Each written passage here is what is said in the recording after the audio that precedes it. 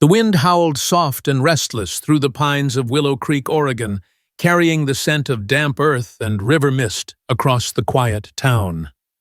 It was a Thursday evening, the kind where the sky hung low, painted in bruised purples and grays, and the lights of Starlight Brew, a roadside diner tucked between a bait shop and a boarded-up laundromat, glowed like a beacon against the gathering dusk.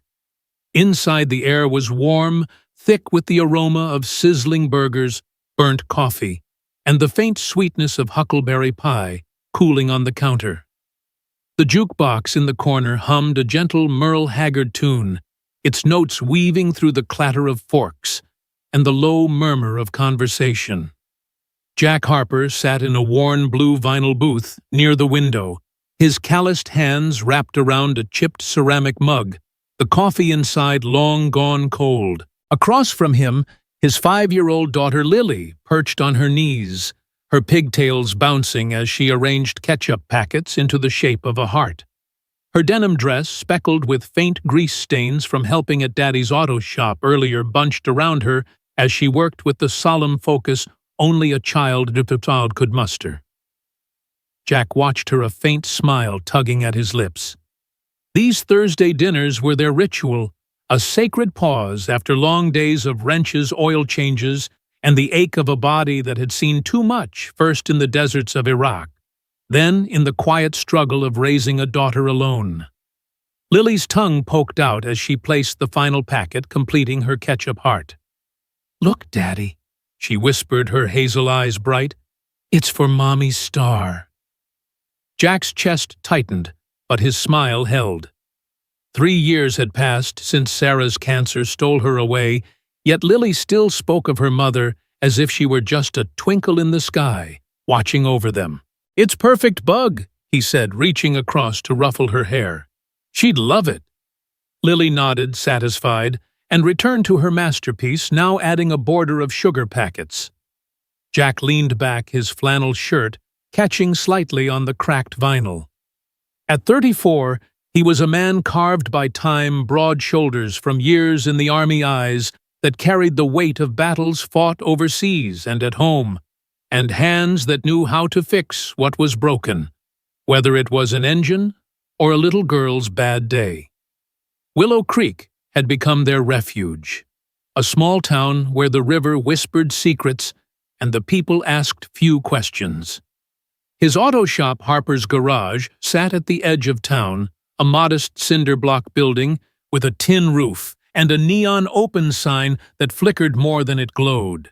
It wasn't much, but it was theirs, a life rebuilt from ashes. The bell above the diner door chimed sharp and sudden, pulling Jack's attention.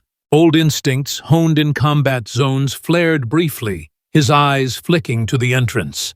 3 men stepped inside, their presence jarring against the diner's cozy rhythm.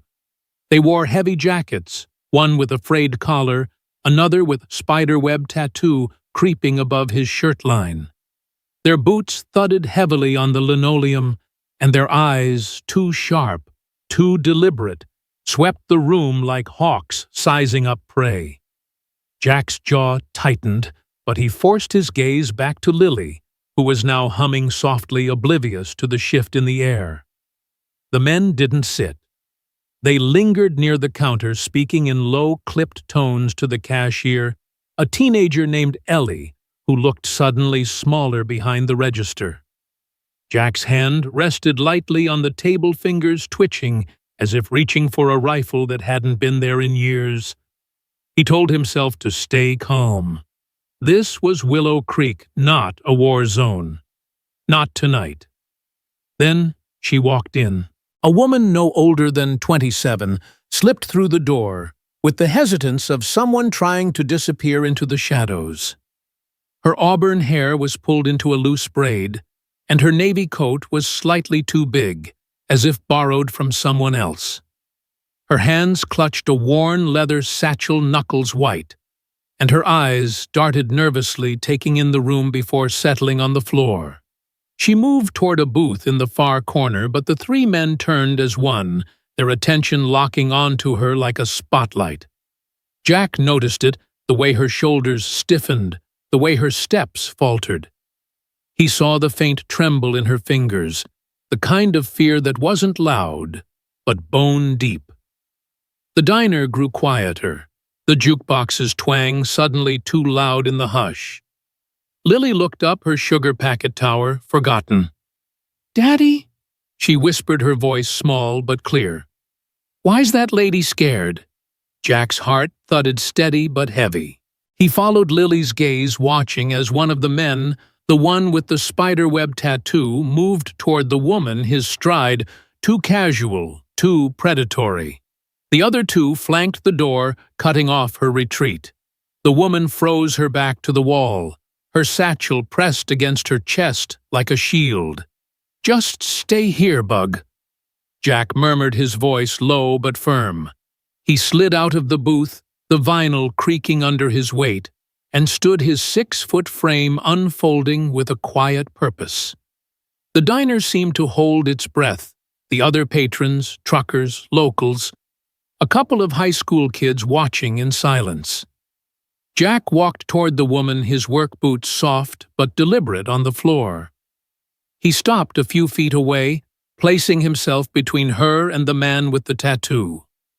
"She doesn't want company," he said, his voice calm, almost conversational, but carrying an edge like a blade hidden in cloth.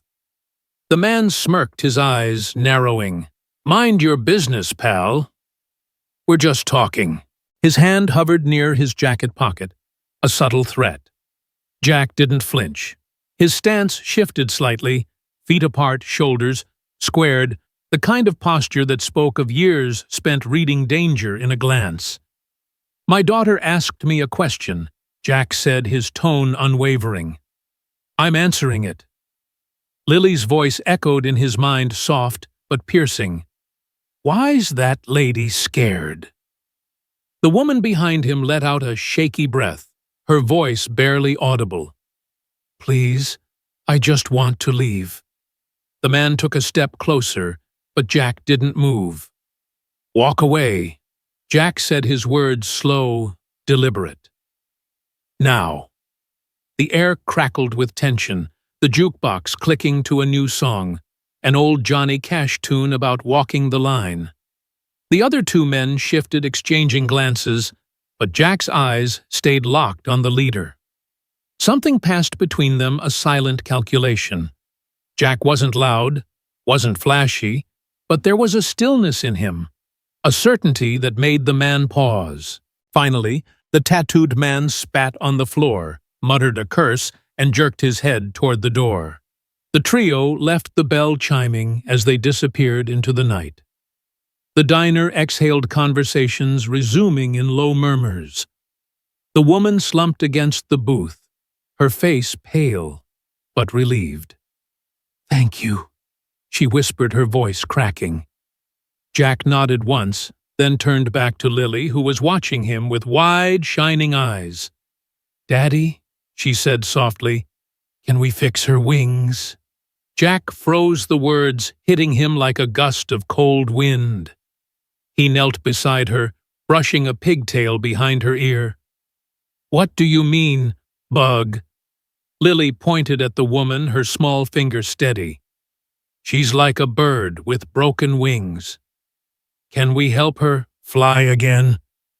Jack's throat tightened. He looked back at the woman, who was now gathering her things, her hands still trembling. He didn't know her story, didn't know why those men had targeted her. But Lily's words, innocent, pure, impossibly kind, stirred something deep inside him. He'd spent years building a quiet life, shielding Lily from the world's sharp edges, but now, in this moment, he felt the pull of something bigger. "We'll see, sweetheart," he said, his voice soft but heavy with promise. The woman approached their booth, her satchel slung over her shoulder. Up close, Jack noticed the faint scar running across her left wrist, jagged and old, like a story she hadn't told. "I'm sorry for the trouble," she said, her voice steadier now, but still guarded. "You didn't need to do that." Jack shrugged. "Didn't feel like a choice." She hesitated, then extended a hand. "I'm Sophia Lane. Jack shook it, her grip firm despite the tremor. "Jack Harper. This is Lily." Sophia's eyes softened as she looked at the little girl who was now coloring a paper placemat with a crayon. "You're lucky to have her," she said. Jack nodded. "I know." Sophia glanced toward the door as if expecting the men to return. "I should go," she said, but her voice wavered like she wasn't sure where go was. Jack tilted his head. "You got somewhere safe?" She paused, then nodded, though it wasn't convincing. "I'll be fine." She left a crumpled 20 on the counter for Ellie, then slipped out into the night, her coat blending into the shadows. Jack sat back down, but the diner felt different now, the air heavier. Lily was coloring again, her crayon tracing the outline of a bird with bright blue wings. "That's for her," she said, not looking up. "So she knows she can fly." Jack's heart ached, a mix of pride and fear. He'd left the army to escape the chaos, to give Lily a life where fear didn't live in the corners. But tonight, something had shifted. He could feel it, like the first rumble of a storm on the horizon. He paid the bill, left a generous tip for Ellie, and carried Lily to their beat-up pickup truck, her small body warm against his shoulder. The drive home was quiet, the river glinting under the moonlight beside the road. Their cabin, a small wooden house nestled against a stand of pines, waited at the edge of town, its porch light casting a soft glow. Jack tucked Lily into bed, her stuffed owl, Mr. Feathers, clutched tight. "Daddy," she mumbled, half asleep. "You're my hero." He kissed her forehead, the words both a balm and a weight. As he stood in the hallway, the silence of the cabin pressed against him. He leaned against the doorframe, staring at Lily's sleeping form. "Can we fix her wings?" Her question lingered, simple, but seismic. Jack had spent years avoiding trouble, keeping his head down, fixing cars instead of lives. But tonight in that diner, he'd felt it again, the pull to stand up, to protect, to be more than just a man who survived. He walked to the kitchen, poured a glass of water, and stood by the window staring out at the dark silhouette of his garage across the gravel drive. The neon sign buzzed faintly, a tired heartbeat in the night. He didn't know who Sophia Lane was, didn't know why those men had targeted her, but he knew one thing. Lily's question wasn't just a child's whim, it was a call. And Jack Harper, for the first time in years, felt ready to answer. The next morning broke cold and sharp frost clinging to the grass like a delicate lace. Jack was up before dawn, the cabin still dark as he brewed coffee in a dented pot. The air smelled of pine and motor oil, a familiar comfort. He flipped the sign on Harper's garage to open the hinges, creaking as the door swung wide. The garage was his sanctuary, tools hung neatly on pegboards, a workbench scarred from years of use, and a small radio playing classic rock low in the background. Lily was still asleep, tucked into her cot in the office corner, a blanket pulled tight around her.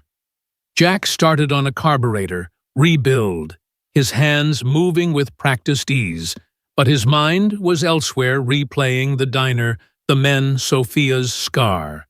He didn't hear the low hum at first, not until it grew into a steady thrum, like the pulse of something alive. He stepped outside, wiping his hands on a rag, and froze. 2 private jets sat on the tarmac of Willow Creek's tiny airstrip, visible just beyond the tree line. Their sleek silver bodies gleamed in the morning sun, impossibly out of place in a town where pickup trucks and rusty sedans were the norm. A black SUV rolled up the gravel drive, its tires crunching softly. The driver's door opened, and Sophia Lane stepped out, transformed. Gone was the nervous woman in the oversized coat. She wore a tailored gray blazer, dark slacks, and boots that clicked with purpose. Her auburn hair was pinned neatly, and a single silver bracelet glinted at her wrist, covering the scar Jack had noticed. Behind her, 2 men in suits emerged, their faces professional but guarded. Lily, now awake, poked her head out of the office, her owl clutched tight. "Daddy, are those spaceships?" she whispered, eyes wide. Jack chuckled despite himself. Not quite Bug. Sophia approached her stride, confident, but her eyes searching. "Jack Harper," she said, her voice warm but measured, "I owe you an explanation." He crossed his arms, the rag still in hand. "You don't owe me anything." She smiled, a small, genuine curve of her lips. "You're wrong. What you did last night, it wasn't nothing." She glanced at Lily, who was now tiptoeing closer, curious. "And you, little one, you're the reason I'm here." Lily beamed, holding out her placemat drawing of the blue-winged bird. "This is for you," she said, "so you can fly." Sophia knelt, taking the drawing with care, her fingers brushing the crayon lines. "It's beautiful," she said, her voice catching. She stood, meeting Jack's gaze. "I'm Sophia Lane, acting CEO of Lane Aerospace. Those men last night, they weren't random. They were sent to scare me, to stop a deal that could change this region. And you stopped them." Jack's brow furrowed. Lane Aerospace wasn't just a name. It was a company that built private jets and military drones headquartered in Portland, but with roots deep enough to reach even a backwater like Willow Creek. "Why here?" he asked. "Why you?" Sophia's smile faded, replaced by a flicker of resolve. "Because I'm trying to bring a training facility here. Jobs, skills, hope. But not everyone wants that to happen." She paused, glancing at the suits behind her. "I came to say thank you properly. And to ask for your help." Jack's eyes narrowed. "I'm a mechanic, not a corporate soldier." Sophia's gaze didn't waver. "I don't need a soldier. I need someone with integrity. Someone who'd stand up for a stranger because a little girl asked him to." Lily tugged at Jack's sleeve.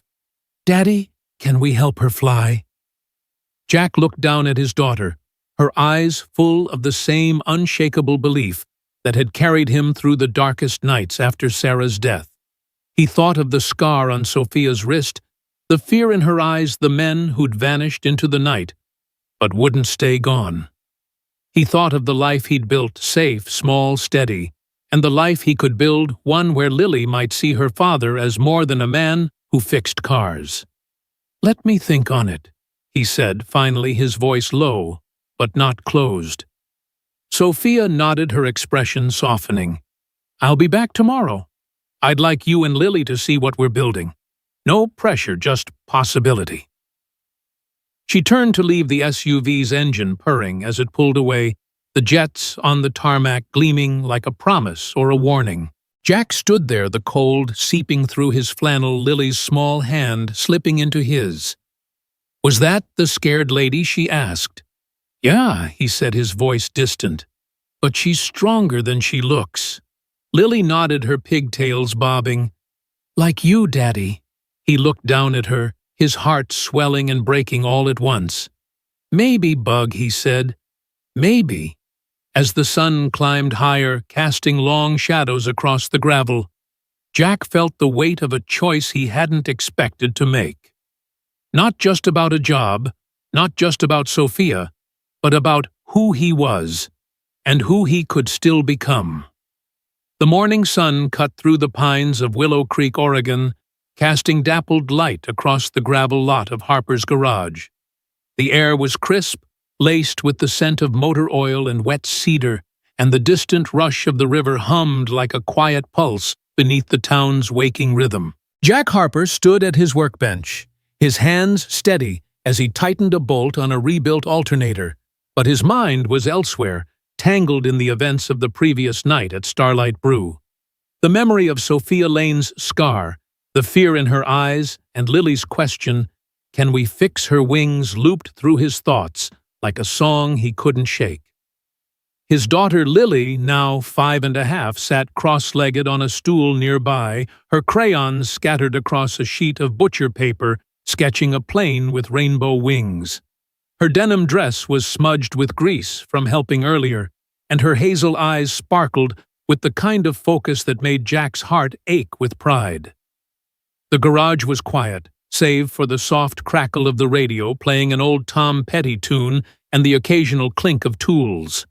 It was supposed to be a normal day, 2 oil changes, a brake job, and a customer's pickup with a misfiring engine, but nothing felt normal anymore.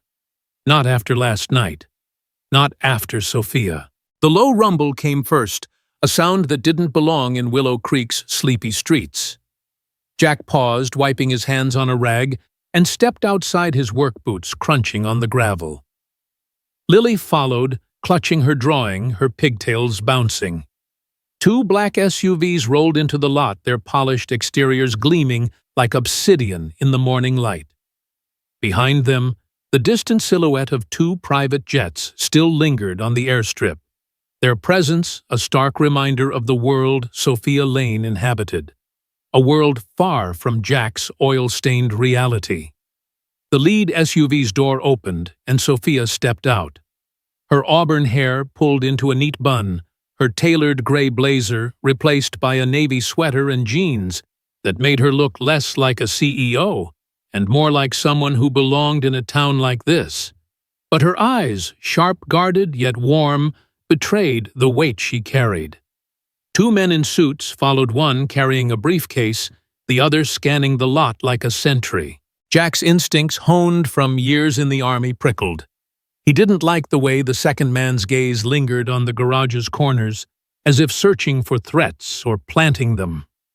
"Morning, Jack," Sophia said, her voice steady, but softer than yesterday. She glanced at Lily, who was peeking from behind Jack's leg, and smiled. "And good morning to you, Miss Lily." Lily beamed, holding out her rainbow plane drawing. "This is for you," she said, her voice bright. "It's a sky bird, so you can fly super high." Sophia knelt, taking the drawing with a care that made Jack's chest tighten. "It's perfect," she said, her fingers tracing the crayon lines. "I'll keep it close." She stood, meeting Jack's gaze. "I meant what I said yesterday. I need your help."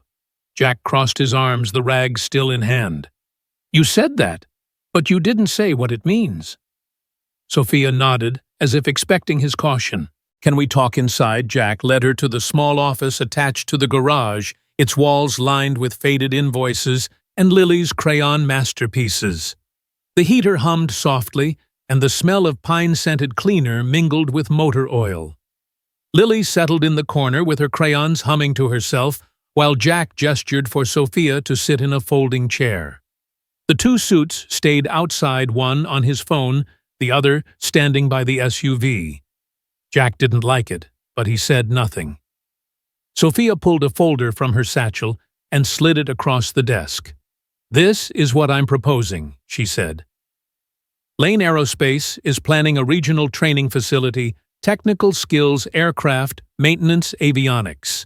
We want to base it here in Willow Creek, and we want your garage to be the hub. A place where veterans and local kids can learn a trade, build a future." Jack's brow furrowed. "My garage? It's 2 bays and a coffee can full of wrenches.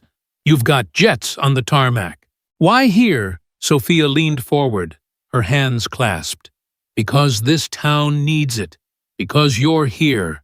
Last night you didn't just stop those men, you showed me what integrity looks like. I need someone I can trust to anchor this, someone who knows what it means to rebuild." Jack's jaw tightened. He thought of Sarah, of the promises he'd made to keep Lily safe, to stay small, to avoid the kind of trouble that followed ambition. "I'm not a leader," he said. "I fix cars." Sophia's eyes didn't waver. "You're more than that, Jack. Lily knows it. I know it." She paused, glancing at the drawing in her hand. "And I think you know it, too." Before Jack could respond, the office door creaked open and a familiar figure stepped inside. Tall, lean, with a weathered face and a crooked grin, Marcus Tate stood there, his pilot's jacket slung over one shoulder. "Well, damn, Harper," he said, his voice rough but warm. "You still smell like engine grease. Jack froze, then stood, a rare smile breaking through. "Tate, what the hell are you doing here?"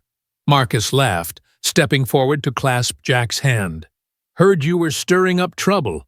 Figured I'd see it for myself." Sophia looked between them, curious. "You two know each other?" Jack nodded.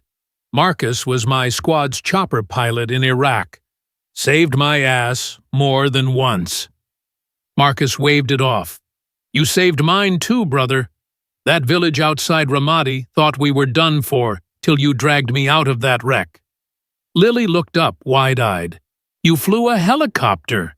Marcus knelt beside her, grinning. "Still do, kiddo. Now I fly rich folks around in fancy planes." He glanced at Sophia, a playful glint in his eye. "No offense, boss." Sophia smiled, but Jack caught the tension in her posture. "You're with Lane Aerospace," he asked Marcus. "Consulting," Marcus said. "Miss Lane here hired me to scout locations for her big idea. Told her Willow Creek's got good bones and good people." He nudged Jack. "Didn't know you'd be the one she's roping into this." Jack's eyes flicked to Sophia. Still thinking on it, he said, his tone guarded. Sophia opened the folder, revealing blueprints and spreadsheets. "This isn't just about jobs," she said. "It's about giving people a second chance, veterans' kids who've been written off, people like me who've had to fight to be seen." Her voice softened. "My father built Lane Aerospace from nothing. When he died, I promised I'd keep his vision alive, not just planes, but people. This facility could bring hundreds of jobs to Willow Creek. Training programs, certifications, community outreach. But I need a partner, not just a contractor. Someone who understands what it means to start over." Jack studied the blueprints, his fingers tracing the outline of an expanded garage with training bays and classrooms. It was ambitious, too big for a man who'd spent years keeping his world small. "And those men last night?" he asked, his voice low. "They part of this vision?" Sophia's expression darkened. "They work for Vincent Cole, a rival who's been trying to buy out Lane Aerospace for years. He wants our patents, our contracts, our name. I refused his latest offer, and now he's playing dirty." She hesitated, then added, "Last night was a message. They knew I'd be at the diner." Jack's jaw clenched. "And you walked in alone." Sophia met his gaze, unflinching. "I'm done hiding." Jack leaned back, the chair creaking under his weight. He thought of Lily, of the life he'd built to shield her from chaos. But he also thought of Marcus, of the men they'd lost in Iraq, of the way survival sometimes meant more than just staying alive. "I need time," he said finally. Sophia nodded. "Take it, but I'll be back tomorrow with a team to show you the site. Bring Lily. She's part of this too." As Sophia and Marcus left the SUVs pulling away, Jack stood in the doorway, watching the dust settle. Lily tugged at his hand. "Daddy, are we going to build a skybird place?" He looked down at her, her eyes full of trust. "Maybe Bug," he said, but his voice carried a weight she couldn't hear. The rest of the day passed in a blur. Jack finished the brake job, helped a local farmer with a busted radiator, and kept one eye on the road, half expecting trouble. By dusk, Lily was curled up in the office, napping on her cot, her drawing of the rainbow plane taped to the wall. Jack was alone at the workbench when the lights flickered just once, then steadied. He frowned, stepping outside to check the breaker box. That's when he saw it, a jagged gash in the garage's side door. The lock pried open, and a faint smell of gasoline lingering in the air. His heart thudded not with fear, but with focus. He grabbed a flashlight, sweeping the beam across the lot. Nothing moved, but the shadows felt alive, watching. He checked the garage, finding a pile of rags soaked in fuel near the propane tank, untouched but deliberate.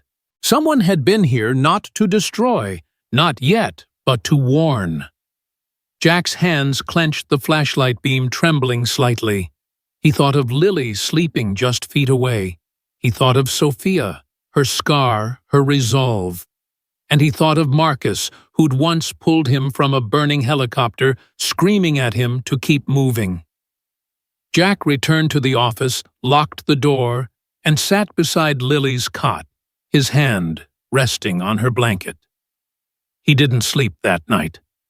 The next morning, Sophia arrived alone, her silver coupe pulling into the lot as the sun peeked over the pines. She stepped out, her navy coat dusted with frost, and froze when she saw the gash in the door. "Jack," she said, her voice tight. "What happened?" He told her, his tone flat but his eyes burning. "Someone paid a visit last night. Left a present." Sophia's face paled, but she didn't flinch. "It's Cole's people. It has to be." Jack crossed his arms. "You didn't mention sabotage in your pitch." Sophia's jaw tightened. "I didn't think they'd move this fast." She stepped closer, her voice low. "I'm sorry, Jack. I never meant to pull you into this." He studied her, seeing the weariness beneath her composure, the same exhaustion he'd carried after too many nights in combat zones. "You didn't pull me," he said. "I stepped in." Lily ran out, her owl tucked under her arm. "Miss Sophia, did you bring your sky bird?" Sophia smiled, kneeling to her level.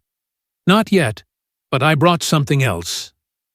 She pulled a small model plane from her coat pocket, its wings painted silver. "This was my dad's. He said it brought him luck." Lily's eyes just widened, taking the plane with reverence. "I'll keep it safe," she promised. Jack watched them, his chest tight. He thought of Sarah's letters tucked in a box he hadn't opened in years, filled with words about hope and second chances. He thought of Marcus, who'd reminded him that survival was a team effort. And he thought of the gasoline-soaked rags, a line crossed, that he couldn't ignore. "All right," he said, his voice steady. "I'm in. But we do this my way, no secrets, no suits calling the shots. This is about people, not just planes." Sophia stood, her eyes glistening but resolute. "Agreed." She extended a hand, and Jack shook it, his calloused palm meeting hers. It wasn't just a deal, it was a promise. As Sophia drove away, Jack turned to Lily, who was flying her new model plane through the air, making soft whooshing sounds. "Daddy," she said, "are we fixing her wings now?" He knelt beside her, his heart full. "Yeah, Bug," he said, "and maybe ours, too." But as the sun climbed higher, casting long shadows across the lot, Jack's mind returned to the gash in the door, the smell of gasoline, the men from the diner. He'd faced threats before, bullets, bombs, the kind of danger that left scars you could see. This was different, quieter, but no less deadly. He glanced at Lily, her laughter echoing in the morning air, and felt a resolve settle into his bones. He'd built a life to keep her safe, but safety wasn't enough anymore. Not when there were wings to fix, not when there was a chance to build something bigger than himself. Jack Harper wasn't just a mechanic. He was a father, a survivor, and now, whether he was ready or not, he was a man stepping into a fight he hadn't chosen but wouldn't walk away from. The first light of dawn crept over the pines of Willow Creek, Oregon, painting the river's edge in hues of gold and silver. Harper's garage, now more than just a two-bay repair shop, buzzed with new life. The lot, once a patchwork of gravel and weeds, was now paved, lined with raised garden beds where wildflowers nodded in the breeze. Inside, the hum of drills and the soft ping of diagnostic tablets filled the air, mingling with the scent of fresh paint and hydraulic fluid.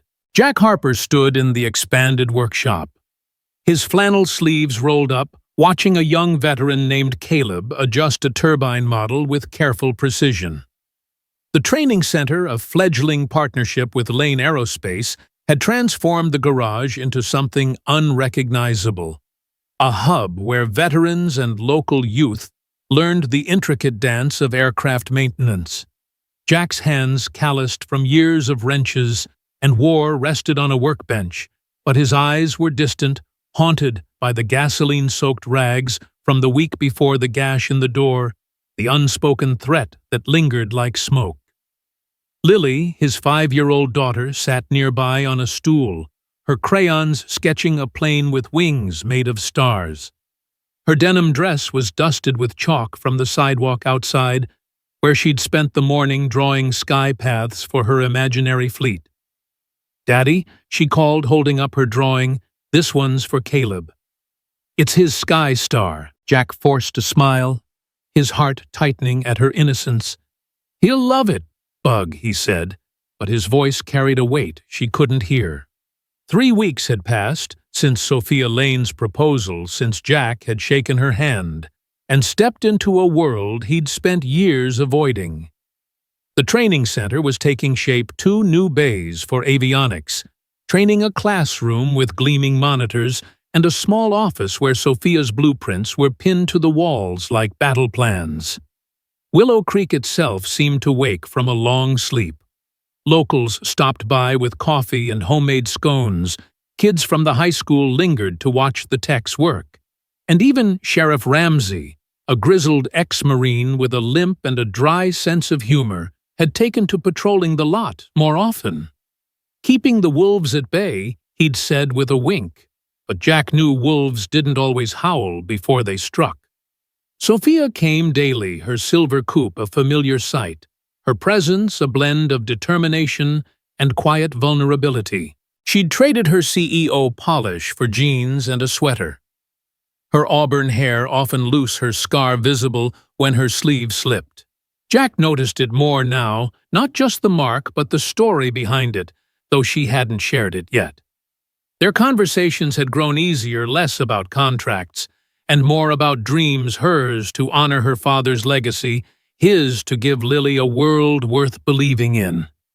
But the shadow of Vincent Cole, Sophia's rival, loomed larger with each passing day. That morning, Sophia arrived earlier than usual, her face pale, her eyes sharp with something new fear, but tempered with resolve. She carried a tablet, its screen glowing with spreadsheets and security logs. "Jack," she said, her voice low as she stepped into the office, "we need to talk." Lily was outside helping Caleb plant marigolds in the garden beds, her laughter a bright counterpoint to the tension in Sophia's posture. Jack closed the door, the click loud in the small space. "What's wrong?" he asked, his instincts flaring. Sophia set the tablet down, revealing a grainy security image. A figure in a hooded jacket crouched near the garage's fuel storage at 2:17 a.m. "This was last night," she said. "They didn't just break in. They accessed our server, stole schematics for the training facility. And this," she swiped to another image, a blurry shot of a document labeled Lane Aerospace Expansion, Willow Creek. Jack's jaw tightened. "Cole's people." Sophia nodded. "I think so. But there's more. They left this." She pulled a folded note from her pocket, its edges creased. Written in sharp block letters, "Back off, Lane, or the garage burns." Jack's hands clenched, the memory of gasoline fumes flooding back. He thought of Lily, sleeping just yards from where the intruder had stood. "They're not just coming for you," he said, his voice low, steady but edged with steel. "They're coming for us." Sophia's eyes met his, a flicker of guilt in them. "I should have warned you, it could get this bad. Cole's desperate. If this facility succeeds, it shifts the industry jobs, contracts, influence. He'll do anything to stop it." Jack leaned against the desk, his mind racing. He'd faced threats before, IEDs, ambushes, the kind of danger that left scars on your skin and soul. But this was different. This was his home, his daughter, his second chance. "What's the play?" he asked. Sophia exhaled. "We tighten security, install more cameras, bring in my team. But Jack, I need to know you're still in. This isn't just about me anymore." He looked at her, seeing the weight she carried, the same weight he'd felt in Iraq when lives depended on his next move. "I'm in," he said. "But we're telling Ramsey, no more shadows." The day unfolded with a tense rhythm. Sheriff Ramsey arrived, his eyes narrowing as he studied the security footage. "This ain't kids playing pranks," he said, his voice rough. "Cole's got deep pockets and deeper grudges. I'll get state police to loop in, but you two need to watch your backs." Jack nodded, his hand resting on the desk where Lily's latest drawing sat, a plane, soaring over a field of stars labeled Hope's Wings. He thought of the box in his cabin tucked under his bed, filled with Sarah's letters. One had been open on his nightstand the night before, her words looping through his mind. "You're not just a soldier, Jack. You're a builder. Don't forget that." He hadn't read those letters in years, hadn't been able to face the ache they brought. But last night, after the break-in, he'd pulled them out, searching for something: strength, clarity, a reason to keep going. Sarah's words had steadied him, but the threat to Lily, to this new dream, burned like a live wire in his chest. By midday, the training center was bustling. Caleb, the young veteran, was mentoring a local teen named Mia, showing her how to calibrate a diagnostic tool. Two other veterans, both fresh from the program's first week, were testing a mock-up of a jet engine component. Sophia moved among them, her tablet, forgotten, her hands guiding a wrench or pointing out a wiring schematic. Jack watched her, noting the way she listened, the way she made each person feel seen. She wasn't just a CEO, she was a teacher, a fighter, a woman, trying to hold together a vision against a tide of sabotage. But Jack's focus was broken by a shout from the back lot. "Fire!" Caleb's voice rang out, sharp and urgent. Jack sprinted outside Sophia, close behind. A small blaze flickered near the fuel storage, the same spot as the intruder's visit. It wasn't large, a pile of rags and a spilled can of solvent, but it was deliberate.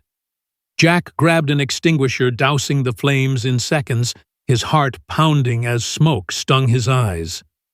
Lily stood frozen nearby, her crayons scattered on the ground, her eyes wide with fear. "Daddy," she whispered, "is it broken again?"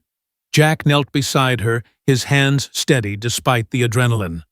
"Not broken, Bug. Just a little singed." He pulled her close, her small body trembling against his.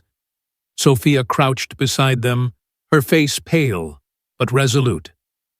"This ends now," she said, her voice low. "I'm calling in my full security team. No more games." Jack nodded, but his mind was elsewhere, flashing to a night in Iraq, sand, in his lungs the roar of a chopper crash.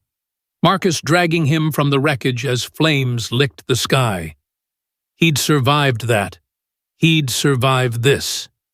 But Lily, she deserved better than a life shadowed by threats. He stood brushing dirt from his knees and met Sophia's gaze. "We need to know who's on the inside," he said. "Someone's feeding Cole information." Sophia's eyes darkened. "I've suspected it for weeks.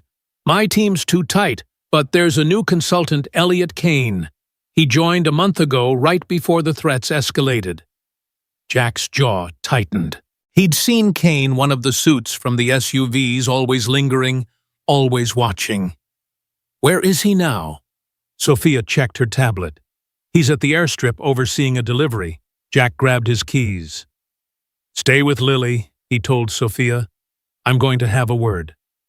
She nodded, her hand resting briefly on his arm, a silent acknowledgement of the trust building between them. The airstrip was a short drive, the river glinting beside the road as Jack's pickup rattled along. The jets still sat on the tarmac, their silver bodies stark against the green pines. Elliot Kane stood near a cargo crate, clipboard in hand, his polished shoes out of place in the dusty lot. Jack parked and approached his boots, deliberate on the gravel. "Kane," he called, his voice calm but firm. The man turned his smile too smooth, too practiced. "Mr. Harper, what brings you out here?" Jack stepped closer, his eyes locking onto Kane's. "You tell me. Someone's leaking plans, setting fires." You know anything about that? Kane's smile faltered just for a second. "I'm just doing my job," he said, but his hand twitched toward his pocket. Jack's instincts kicked in, and he grabbed Kane's wrist, twisting it just enough to make him wince. A flash drive fell to the ground, its metal casing glinting. "Care to explain?" Jack asked, his voice low, dangerous. Kane's facade cracked. "You're in over your head, Harper. Cole's not someone you cross." Jack's grip tightened. "Neither am I."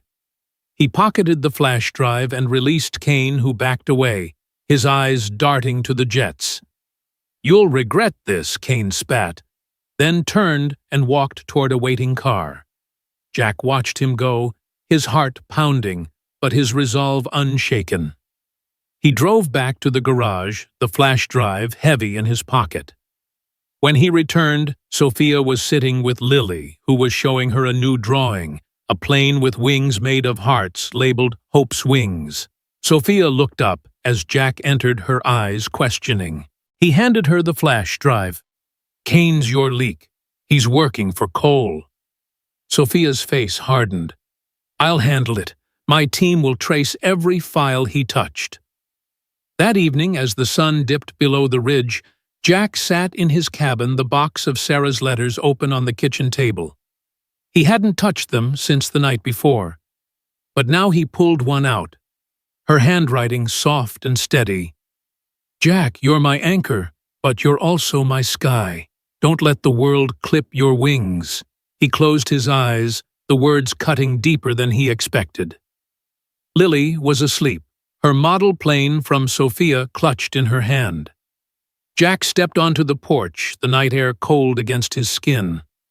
The river whispered in the distance, and the stars above were sharp, like pinpricks of hope. He thought of the fire of Kane's betrayal, of Sophia's scar, and the fight she carried. He thought of Lily, her belief that wings could be fixed, that hearts could soar. And he thought of himself, not the soldier, not the mechanic, but the man who'd promised Sarah he'd keep living, not just surviving. Sophia arrived an hour later, her coupe pulling up quietly. She stepped onto the porch, her coat wrapped tight against the chill. "Kane's gone," she said. "Fired, and my team's building a case against him. But Cole, he's not done." Jack nodded, his eyes on the stars. "Neither are we." Sophia stood beside him, their shoulders brushing. "You didn't have to do that today," she said. "Confront him. Risk it." Jack turned to her, his gaze steady. "I did. For Lily. For you. For this." He gestured to the garage, its new sign glowing faintly, "Harper and Lane Training Center, building futures." Sophia's eyes softened, and for a moment they stood in silence, the kind that didn't need words, only presence. Daddy Lily's voice called from inside, sleepy but insistent. Jack smiled, stepping back into the cabin, Sophia following. Lily was sitting up, her owl in her lap. "I dreamed the sky bird flew," she said, "and it had all our names on it." Jack knelt beside her, his heart full. "That's a good dream, Bug." Sophia knelt too, her hand resting lightly on Lily's shoulder. "Maybe we'll make it real," she said. As Lily drifted back to sleep, Jack and Sophia exchanged a glance. Not of romance, not yet, but of something deeper, trust forged in fire and starlight.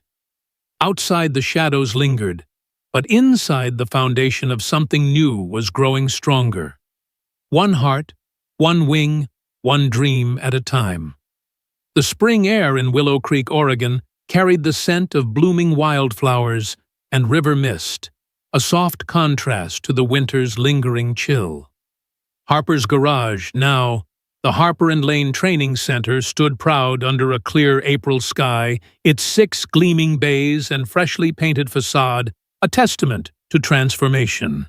The lot, once a patchwork of gravel and dreams, bustled with life veterans in Navy work shirts, calibrating diagnostic tools, local teens wiring avionics models, and a small crowd of townsfolk gathered for the center's grand opening. Raised garden beds bursting with marigolds and daisies framed the entrance, and a wooden sign carved by a local craftsman read, "Lily's Sky Garden, where hope grows." Jack Harper stood under the awning, his flannel shirt swapped for a clean gray button-down, though his work boots still bore the scuffs of a mechanic's life. His hands, calloused from years of war and wrenches, rested lightly at his sides, but his hazel eyes scanned the crowd, alert for shadows that no longer hid. Lily, his 5-year-old daughter, bounced beside him in a bright green dress, her pigtails tied with ribbons, clutching a kite shaped like a silver plane. "Daddy, it's gonna fly so high," she said, her voice a spark of joy that cut through the morning's hum. Jack smiled, ruffling her hair. "Higher than the stars, Bug," he said, but his heart carried the weight of the journey that had brought them here. Months had passed since the fire, since Elliot Kane's betrayal, since the threats from Vincent Cole's empire had tried to smother their vision. The Harper and Lane Training Center had risen from that ash, not just as a place to fix planes, but as a beacon for second chances. Veterans like Caleb, who'd once thought his future ended in a VA hospital, now taught wiring schematics with quiet pride. Mia, the teen who'd been labeled a dropout, had earned her first certification in avionics. Even Sheriff Ramsey, with his limp and his dry humor, had taken to mentoring a group of high schoolers, showing them how to read engine diagnostics with the same precision he'd once used to read a battlefield. The town of Willow Creek had changed too. New signs sprouted on Main Street. A coffee shop opened next to the bait shop, and the local paper ran stories about the little garage that could. But Jack knew the cost of this dream. The sleepless nights, the security cameras that now dotted the lot. The weight of protecting not just Lily, but everyone who'd pinned their hopes on this place. Sophia Lane arrived as the crowd gathered, her silver coupe pulling up beside a row of pickup trucks. She stepped out, her auburn hair loose, her cream blazer paired with jeans that made her look less like a CEO and more like a partner in this unlikely venture. Her scar, faintly visible at her wrist, caught the morning light, a reminder of battles fought and won. She carried a folder, but her smile was for Lily, who ran to her with a hug that nearly knocked her over. "Miss Sophia." "I made a kite for today," Lily said, holding up the silver plane, its tail painted with stars. Sophia knelt, her eyes softening. "It's the best kite I've ever seen," she said, her voice warm. "You're leading the show today, aren't you?" Lily nodded, serious, as only a child could be. "It's for everyone who needs wings." Jack watched them, his chest tight with something he hadn't felt in years, hope not just for himself, but for a future he could see unfolding. The grand opening was more than a ribbon cutting. It was a celebration of survival. Tables lined the lot, piled with potluck dishes, casseroles, huckleberry pies, and Sheriff Ramsey's infamous chili. Kids chased balloons, and a local band played soft bluegrass from a makeshift stage. But the heart of the day was the day of kites, Lily's idea, born from her belief that everyone deserved to fly. She'd spent weeks with Caleb and Mia decorating kites for the trainees, each one painted with names or dreams, a star for courage, a heart for home. Jack had watched her, marveling at how his daughter's small hands could carry such big ideas. Now, as the crowd gathered, Sophia took the stage, her presence commanding, but kind. This center, she said, her voice clear without a microphone, started with a question. Can we fix her wings? A little girl asked her father that, and because he said, yes, we're here today. This isn't about planes. It's about people, veterans, kids, families, who've been told they can't soar. We're proving them wrong. The applause was thunderous, but Jack's eyes were on Lily, who stood front and center, her kite raised high. When it was his turn to speak, he hesitated, the weight of the crowd's gaze heavy. He wasn't a man for speeches, but he stepped forward, Lily's hand in his. I'm not good with words, he said, his voice steady but rough. But I know what it means to break and rebuild. This place, it's for anyone who's ever felt grounded, who's ever needed a second chance. We're not just fixing engines. We're fixing futures. He looked at Lily, then at Sophia, who stood just off stage, her eyes glistening. And we're doing it together. The crowd cheered and Lily tugged his sleeve, whispering, You did good, Daddy. But the day wasn't without its shadows. Sheriff Ramsey approached Jack as the kites began to rise, his face grim. We got him, he said, his voice low. Cole's men. State police tracked 2 of them to a motel outside Portland, caught him with accelerant cans and a hard drive full of Lane Aerospace's plans. They're talking Jack, naming names. Jack's jaw tightened. Cole himself. Ramsey nodded. He's in custody. Feds are building a case, extortion, sabotage, the works. Your cameras and Sophia's team sealed it. Jack exhaled the weight of months lifting, but not entirely. He'd learned long ago that men like Vincent Cole didn't vanish quietly. What now, he asked. Ramsey clapped his shoulder. Now you keep building. Let the law handle the rest. The news spread quickly, whispered through the crowd like a breeze. By afternoon, it was official. Vincent Cole's empire was crumbling. His name splashed across headlines from Portland to Seattle. Aerospace mogul linked to sabotage in small-town triumph. Reporters swarmed, but Jack waved them off, letting Sophia's team handle the press. He gave one statement, standing in front of the center with Lily at his side and Sophia nearby. This isn't about me or any one person. It's about standing up for what's right, for giving people a chance to fly again. That's what we're doing here, and we're not stopping. The cameras flashed, but Jack's focus was on Lily, who was now running across the lot, her kite soaring above the pines, its silver wings catching the sun. As the kites filled the sky, a young veteran named Javier stepped forward, his hands trembling, but his eyes bright. He'd been one of the first trainees, a former drone operator who'd lost his way after a dishonorable discharge. Today, he was set to fly a test drone, a small prototype built by the center's team. The crowd hushed as he launched it, the hum of its propellers, a soft song against the bluegrass. It rose steady and true, circling above Lily's garden. Javier turned to Jack, his voice thick. This is the first time I've felt like I'm going somewhere, he said. Jack clapped his shoulder, his own throat tight. You're already there, brother.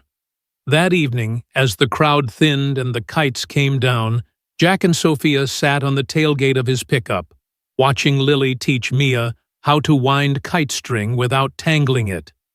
The air was warm, the river's song soft in the distance. Sophia leaned her head on Jack's shoulder, her voice quiet. I didn't think we'd make it this far, she said. Not after the fires, the threats came. Jack nodded his hand, brushing hers. I didn't either. But Lily, she saw it before we did. Sophia smiled her eyes on the little girl who'd changed everything. She's your heart, Jack. And mine too. He looked at her, the words settling deep. You're part of it now. he said, his voice rough but sure. You and this place. Sophia's hand found his, her fingers intertwining with his calloused ones. My board wants to take this national, she said. 10 centers, then 20. They want me to lead it. Jack raised a brow. And? She turned to him, her eyes steady. I told them I won't do it without you. He blinked, caught off guard. I'm not a suit, Sophia. I'm just… She cut him off, her voice soft but firm. You're the reason this works. You're not just a mechanic or a soldier. You're a builder, Jack. Like my father was, like I'm trying to be. He looked at her, really looked, seeing the woman who'd walked into Starlight Brew, scared but unbroken, who'd fought for this dream as fiercely as he'd fought for Lily. We'll do it, he said finally, but for the right reasons, for people not headlines. Sophia nodded, her smile warm. Together, Lily ran up her kite, trailing behind her, its tail tangled but triumphant. Daddy, Miss Sophia. Look how high it went. She climbed onto the tailgate, nestling between them, her cheeks flushed. Jack kissed her forehead, and Sophia tucked a stray pigtail behind her ear. You made today special, Lily, Sophia said. The little girl grinned, holding up a new drawing, a kite with 3 figures painted on it, a tall man, a woman with auburn hair, and a girl with pigtails, all soaring under a bright sun. This is us, Lily said. Our sky family. Jack's heart swelled, and Sophia's eyes glistened, her hand tightening in his. Later that night, back at the cabin, Jack sat on the porch, a cup of coffee cooling in his hands. The stars were out sharp and endless above the pines. Inside, Lily slept, her kite propped against her bed, Mr. Feathers tucked under her arm. Sophia lingered in the doorway, her coat draped over her arm. I should go, she said, but her voice was soft, reluctant. Jack stood, stepping closer. You could stay, he said, his words simple but heavy. Not for the center, not for the fight. Just for us. Sophia's breath caught, and she looked at him, her eyes searching. Are you sure? She asked. Jack smiled, a rare, unguarded smile. I'm tired of running from what feels right. He leaned in, and their kiss was quiet, true, a promise born not of fire, but of starlight. The weeks that followed were a gentle unfolding. The center grew, applications pouring in from veterans and youth across Oregon. A war widow from Idaho sent a letter enclosing $20 and a note, Your story gave my sons hope. Thank you. Jack framed it in the office next to Lily's kite drawing. Sophia stayed later each day, her laughter mingling with Lily's as they planted new seeds in the garden. The town rallied, the coffee shop hosting Sky Nights, where trainees shared their stories. Javier flew his first commercial drone job, his daughter cheering from the ground. And Jack, for the first time since Sarah's death, felt whole. Not just a father, not just a survivor, but a man who'd found his sky again. One evening, as the sun dipped below the ridge, Jack found Sophia in the garden, kneeling beside Lily as they planted lavender. He joined them, his hands in the dirt, their laughter weaving through the twilight. Lily looked up, her eyes bright. Daddy, did we fix her wings? Jack glanced at Sophia, her smile soft, her scar a quiet badge of courage. Yeah, Bug, he said, and ours too. Above them, a single kite caught in a breeze soared high, its silver wings glinting under the first stars. Willow Creek once. A quiet stop on a lonely road was now a place where dreams took flight. All because a little girl believed in fixing what was broken, and a man dared to answer her call.